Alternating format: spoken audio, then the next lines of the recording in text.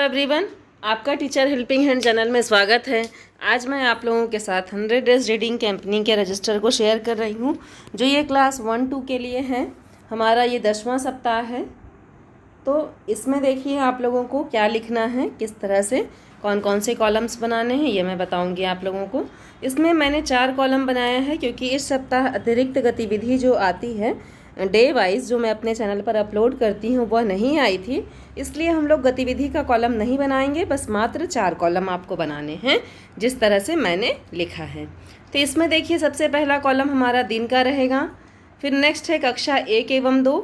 आप अपनी कक्षा लिखें। अगर आप कक्षा 1 में पढ़ाते हैं तो 1 लिखें, कक्षा 2 अगर में पढ़ाते हैं तो 2 लिखें, और अगर कक्षा 1 और 2 दोनों कंबाइंड पढ़ाते हैं तो वह लिखें आप। नेक्स्ट है बच्चों के द्वारा किए कार्य, मतलब इस सप्ताह बच्चों ने कौन कौन से कार्य किए थे रीडिंग कैंपेन के अनुसार से और अतिरिक्त गतिविधि के अनुसार से, वह हमें यहाँ पर लिखना है। लास्ट कॉलम है अभिभावक से चर्चा का। तो जो अभिभावक से हमारी बातचीत होगी हम लोग उसे यहाँ पर लिखेंगे। तो आइए देख लेते हैं पहले अपने कंटेंट को, जो हमारा सोमवार से आया था। सोमवार को हमारा 14/3/2022 था। तो सोमवार कक्षा 1 एवं 2 के लिए पढ़ो कहानी रंग आया था। मंगलवार में पढ़ो कहानी किसने सुना। बुधवार को है पढ़ो कहानी बोलो एक सांस में। गुरुवार को सुनो कहानी है 2 तोते। शुक्रवार को पढ़ो कहानी है एक अनोखा चित्रकार। शनिवार को सुनो कविता ऊंट चला। तो इस तरह से आप सोमवार से शनिवार तक का कंटेंट लिख लें रीडिंग कैंपेन के अनुसार से। अब आते हैं अतिरिक्त गतिविधि में।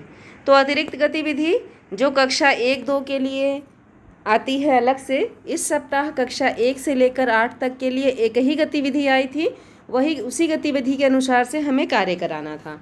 तो आप ऐसे नीचे अतिरिक्त गतिविधि करके लिख दें, सब कुछ छोड़ दो और पढ़ो, जैसा मैंने लिखा है। ये शीर्षक है हमारा।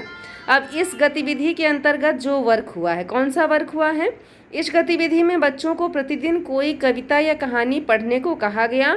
वह बच्चों को पढ़ने में मदद की गई, क्योंकि हमारे कक्षा 1-2 के बच्चे हैं, छोटे बच्चे हैं, बिना मदद के नहीं पढ़ सकते हैं।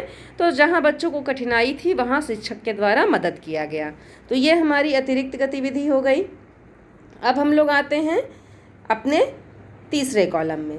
तो तीसरा कॉलम हमारा क्या है, बच्चों के द्वारा किए कार्य। अब इसमें पॉइंट वाइज मैंने लिखा है कि इस सप्ताह बच्चों ने प्रतिदिन एक कविता या कहानी पढ़ा।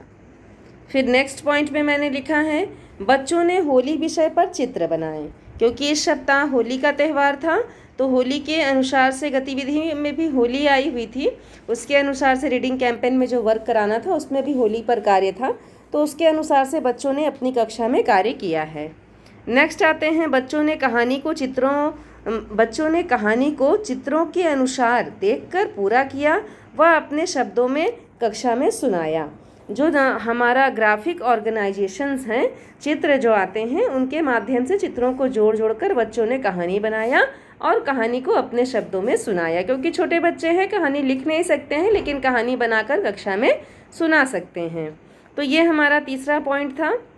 तो यही 3 पॉइंट मैंने लिखा है, क्योंकि इस दिन 3 दिन सोमवार, मंगलवार, बुधवार 3 दिन ही हमारे क्लासेस चले थे, स्कूल चला था। उसके बाद होली के लिए अवकाश हो गया था, तो इसलिए मैंने इसे संक्षिप्त में ही लिखा है। छोटे बच्चों के अनुसार से जो वर्क कराया गया है वही मैंने यहाँ पर लिखा है।